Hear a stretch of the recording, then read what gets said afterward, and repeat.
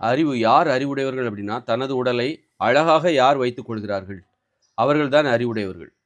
அழகான்னா எப்படி? நான் நல்லா மேக்கப் போடுறேன், லிப்ஸ்டிக் போடுறேன், எனது நிறமே இது கிடையாது, ஏன் அப்படி வெள்ளை நிறத்த பூசிக்கிறேன் அப்படின்னா நான் அறிவுடையவர் தானே? அப்படி கிடையாது. இது வந்து போலியான அறிவு.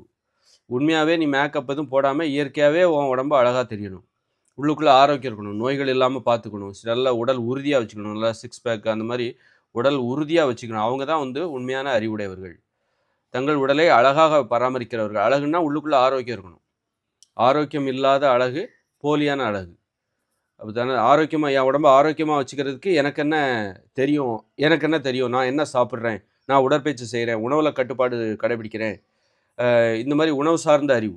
இதை சாப்பிட வேண்டும், இதை சாப்பிடக்கூடாது. உடலை ஆரோக்கியமாக வைத்துக் கொள்வதற்கு இந்த உடற்பயிற்சிகளை எல்லாம் செய்ய வேண்டும்.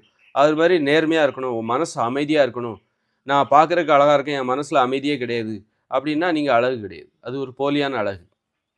மனசுல அமைதியே கிடையாது. பார்க்கறதுக்கு நான் அழகா இருக்கிறேன். நான் பண்றது விபச்சாரம் அப்படின்னா, அப்ப நீ அழகு கிடையாது. அதனால வெறும் பார்க்கிறது மட்டும் கிடையாது. பழகுறதுக்கும் இனிமையா இருக்கணும். பண்பு சார்ந்த அழகு, நேர்மை இருக்கணும், ஒழுக்கம் இருக்கணும். வெறும் பார்ப்பதற்கு மட்டும் அழகு, உடல்ல அழகு இருக்கு. ஆனா நேர்மை இல்ல அப்படின்னா, அப்ப அவங்க அழகு கிடையாது. அந்த அழகுக்கு பாதுகாப்பு இல்லன்னு அர்த்தம். நம்ம அழகா இருந்தா மட்டும் போதாது, நாம பாதுகாப்பாவும் இருக்கணும். அதனால நம்ம நேர்மையா இருக்கணும், ஒழுக்கமா இருக்கணும், பண்புகள்ல வந்து நல்ல பண்புகள் இருக்கணும். இது எல்லாமே இருந்து சேர்ந்து வர்றது தான். அது அப்பதான் ஆரோக்கியமே கிடைக்கும். நல்ல பண்பு இருந்தா தான் ஆரோக்கியமே கிடைக்கும். ஆரோக்கியம் இருந்தா தான் அங்க அழகே இருக்கும். எல்லாம் ஒண்ணுக்கொண்ணு தொடர்புடையது. அப்ப இதெல்லாம் சேர்ந்தவர்கள் தான் அறிவுடையவர்கள்.